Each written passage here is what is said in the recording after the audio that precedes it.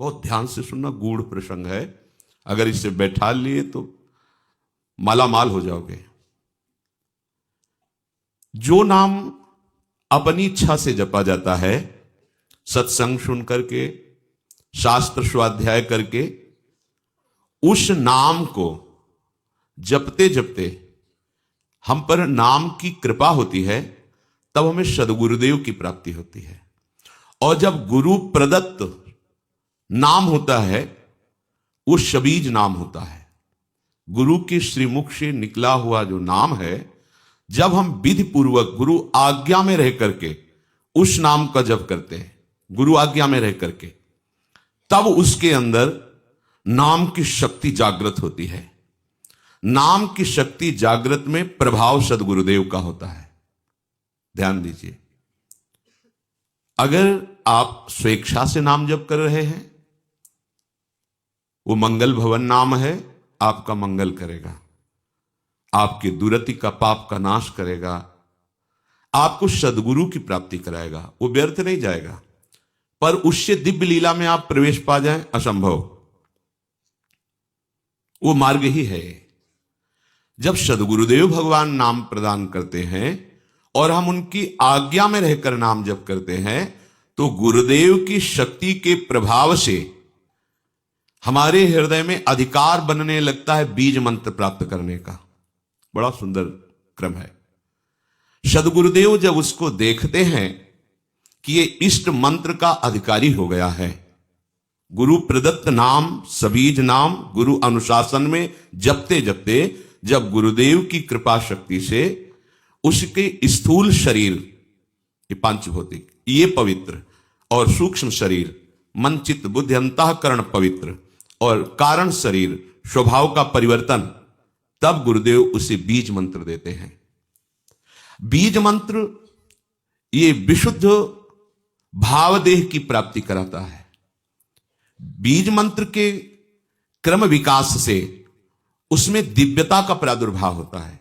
क्रम विकास से आप कितना अधिक मंत्र में तन्मय हो रहे हैं, कितना अनुशासन से युक्त हैं, कितनी पवित्रता का निर्वाह कर रहे हैं, कितनी आपके अंदर एकाग्रता है, कितनी देर मंत्र में टिकते हैं, उसके अनुसार देह एवं मन की सारी मलिनता दूर हो जाती है और बीज मंत्र से सिद्ध स्वरूप का उदय होता है उस उपासक के हृदय में। भावदेह जिसे कहते हैं।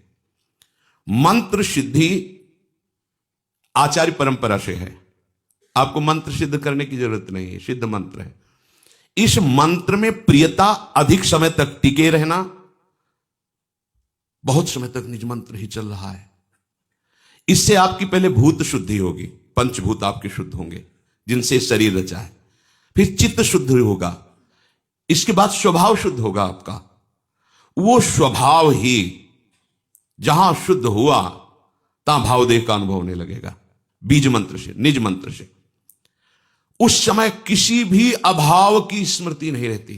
अभाव, न उसे मोक्ष चाहिए, न सिद्धियां, कोई अभाव नहीं। सोचो कैसी स्थिति। जिस समय स्वभाव शुद्ध हुआ, पहले भूत शुद्धि, चित्त शुद्धि, स्वभाव शुद्धि, अब जो भाव का प्रादुर्भाव हुआ, तो यहां कोई भी अभाव नहीं है। किसी भी तरह की कोई चाह, कोई कामना, कोई पद प्रतिष्ठा, कुछ नहीं। यह अवस्था यद्यपि सिद्धावस्था के अंतर्गत मानी जाती है, परंतु इस प्रेम मार्ग की इस अवस्था में माता के गर्भ से उत्पन्न मलिन देह से प्रवेश नहीं हो सकता। इस देह का राग जब तक है, इसमें जब तक अपनापन है, तब तक आपका निकुंज रस में, देखो कहां है, गुरु प्रदत्त नाम जप से मंत्र का अधिकार, मंत्र से समस्त भूतों की शुद्धि, स्वभाव तक की शुद्धि, अब भावदेह का प्रादुर्भाव। माता के गर्भ से उत्पन्न हुए देह से प्रवेश नहीं है, भावदेह से, गुरु प्रदत्त मंत्र से उप्रगट हुआ जो देह है, उससे बनिता पुरुष भाव मिट जाए, सेवे ललितादिक के भाय, मानसी गढ़े चित्त, उसके चित्त में ही अनुभव होने लगता है अपने दिव्य देह का, चिदानंदमय देह का। फिर वो मानो राजमार्ग पे खड़ा हो गया, राजमार्ग जैसे बना हुआ जीटी रोड। अब आंख मूंद के दौड़ने पर भी गिरने की संभावना नहीं, अब संभावना खत्म, माया अब उसको स्पर्श भी नहीं कर सकती।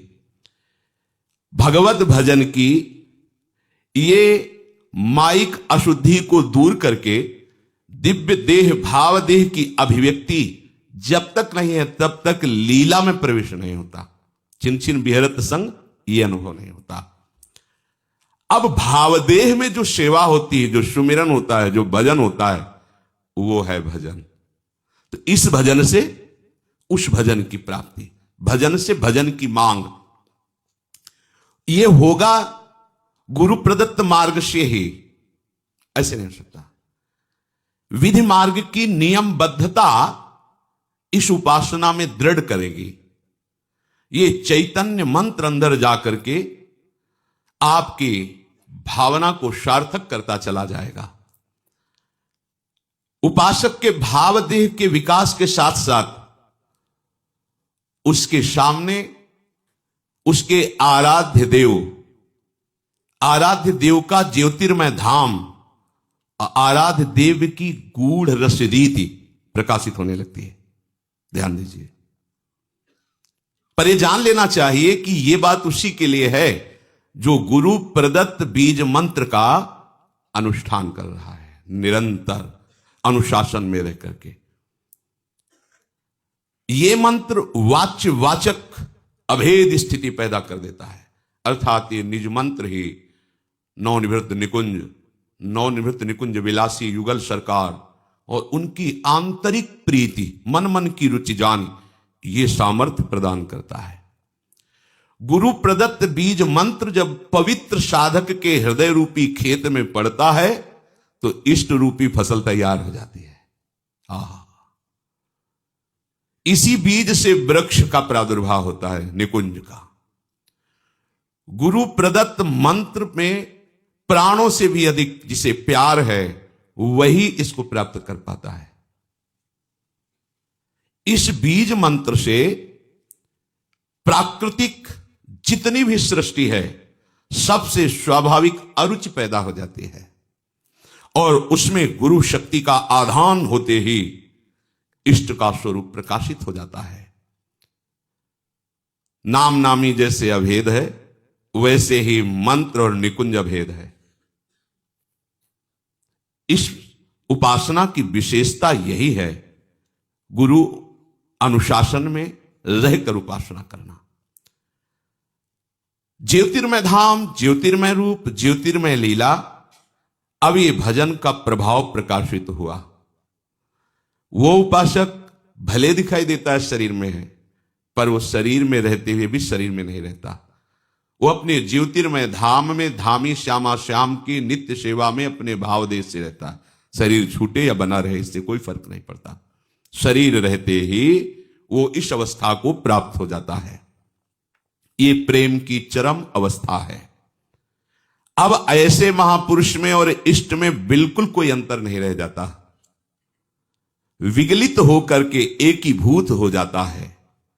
अब वो रस स्वरूप हो जाता है।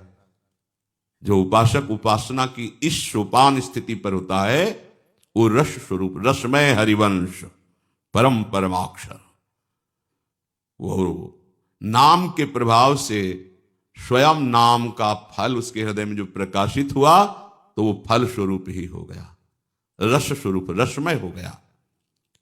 ये प्रेम की महाअद्वैत स्थिति है।